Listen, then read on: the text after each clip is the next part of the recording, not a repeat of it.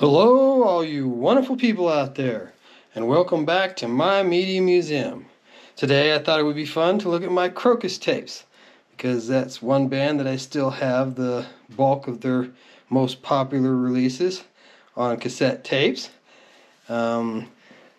This actually covers their fourth, fifth, sixth, seventh, eighth, and ninth releases for the most part, because what we originally began thinking was their first release years ago, Pay It in Metal, which I had this tape for a long time, thinking it was their first release, only to discover in the later years that this was their third release. It originally came out called Painkiller in 1978, but it had been preceded by an album called To You All in 77 and Krokus in 76. But Mark Storrs was not on this album or the previous two. He joined for Metal Rendezvous in 1980, and that was when their career really took off and they started to get really popular in the States. So we will get to that one in just a minute, but this one did have some good songs on it. Rock Ladies comes to mind as having been a particularly good track. And there's nothing to see on the inside of the case there, but I figured I'd show you the tape itself. Still in pretty good shape, still plays just fine. Didn't wear this one out, wasn't one of my favorites of theirs.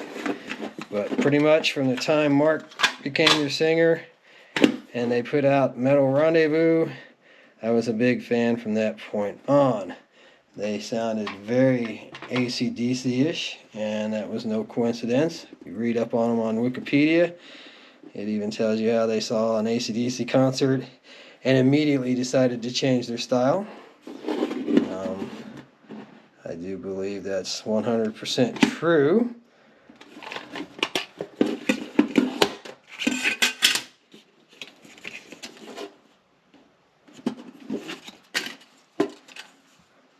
Because they sure sound a lot like AC/DC, especially once you get up into One Vice at a Time.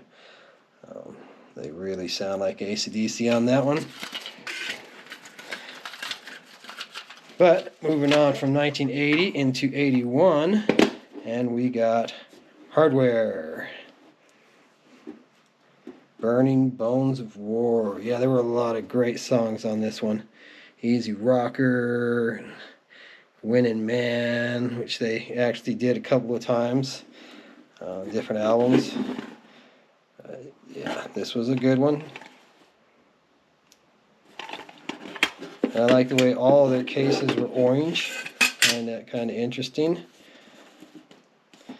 And none of them have anything on the inside here, so you're not missing out on anything there. Side one. Side two.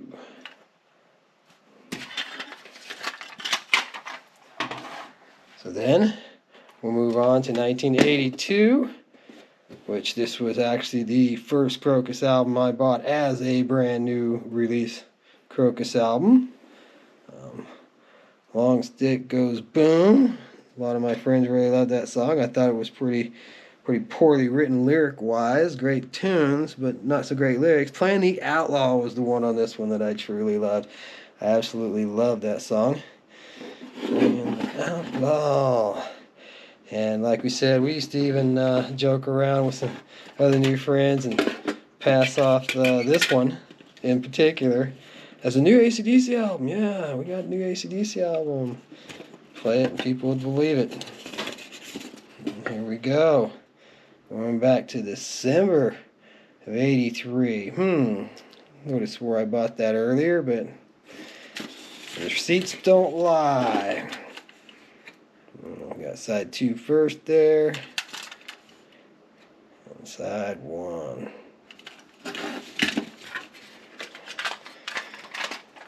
Then moving up to 83, which was the big year for them when they put out Headhunter, which was a huge album. Eat the Rich, Screaming in the Night. Just so many great songs on this album. And this was the one where I actually went and seen them in concert. And at the end of this video, I'll show you one of the photos I took at that show. I've got a number of photos, but a lot of them are just a bunch of concert shirts in the backs of people's heads. So I wasn't the greatest photographer around at that time.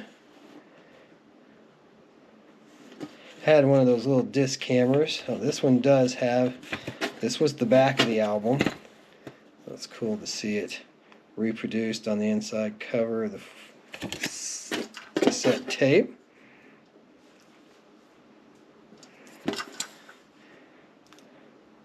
And yeah, this one definitely got played more than a few times. In fact, this one I took the time to tag with my name so somebody wouldn't swipe it.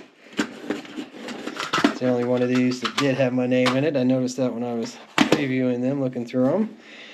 And then in '84, they gave us the Blitz. And that's the thing that I really liked about Krokus. They did some really great cover songs. Every one of their albums had at least one cover song, and they were always good songs. Stayed Awake All Night, and School's Out, and The Blitz, which was the Sweet song. So they did a real good job of picking tracks to put on their albums. And they continued to have a pretty good, pretty long, pretty prolific career over in Europe especially. I made a friend about 10 years ago who was huge into the European metal. And he had the Krokus releases where I had stopped after Heart Attack actually. He continued buying them. And at that point in time I was switching over from cassette tapes to CDs, so I wasn't buying anything new. I was buying old stuff over and over and over again. So this was the last Krokus cassette tape I bought, 1986, Change of Address.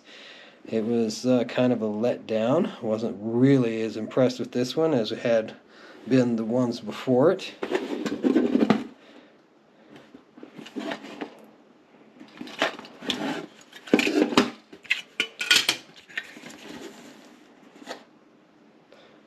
But it still wasn't terrible. It still had some pretty good songs on it. Had that School's Out Alice Cooper cover that I remember fondly.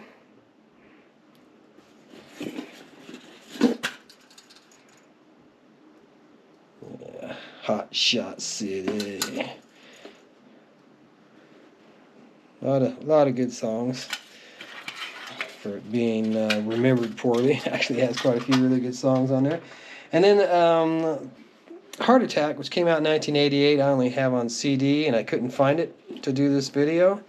So in lieu of that, you get one original concert shot. Now this was at the Lloyd Noble Center Arena, Oklahoma City. Had John Butcher of Axis on first, and then Krokus came out and did a set.